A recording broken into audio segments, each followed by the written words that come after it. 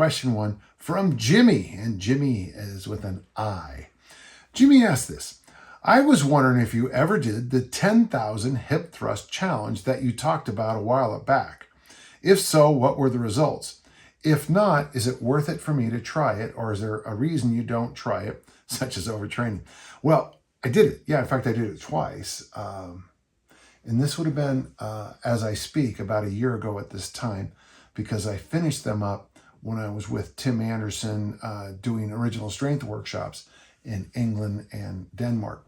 I did a little different. I did, for every hip thrust, I did a clamshell.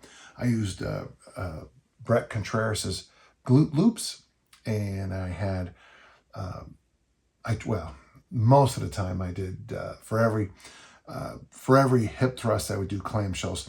My favorite one is this, where I do 15 hip thrusts, 15 clamshells, 14 hip thrusts, 14 clamshells, 13, 13, 12, 12, all the way down to 1, 1.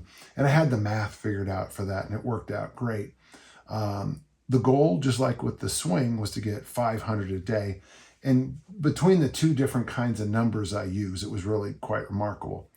Upsides, I can't tell you folks how wonderful it is. I had a busy travel schedule, but every day I did 500 hip thrusts and 500 clamshells. Now, maybe not all of you need the clamshells, but I've had some historical issues with my hips. So for me, I just found them wonderful.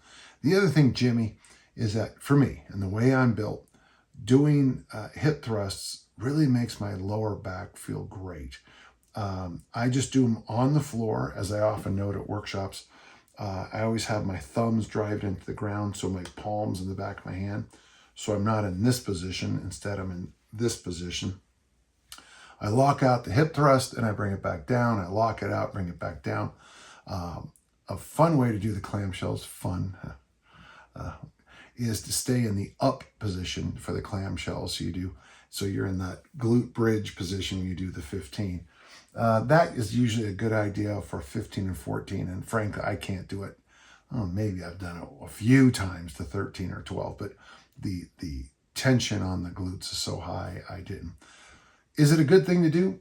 I will say this, for any of my road warriors out there, people who travel a lot, this is fantastic. Toss in some walking and some push-ups, and it's not perfect, but it's not bad. I was doing them before my lifting workouts. I was doing them before my rucking workouts. So it took me just a few extra minutes in the gym on a mat to get these in, or just on carpet too. But I loved it. I thought there was real value. Once you get to 20,000 swings, so that took, a couple months, I guess. You probably don't get the value anymore because, progressive resistance exercise. But to feel good, undo the damage of a lot of flights or car rides, to undo the damage of just life itself sometimes, I thought it was great. So, Jimmy, thank you. So the 10,000 swing challenge is great, but for those of you who just want to experiment with something, try the 10,000 hip thrust challenge. It's not hard to do, and it's not terrible. And for some of us, it might just be the thing that keeps you, well, for me anyway, it seemed to really help my walking stride. It was such a benefit for my lower back, which does ache sometimes after I travel. So for me, I put it in the win-win-win column. So thank you, Jimmy. Fun way to start off.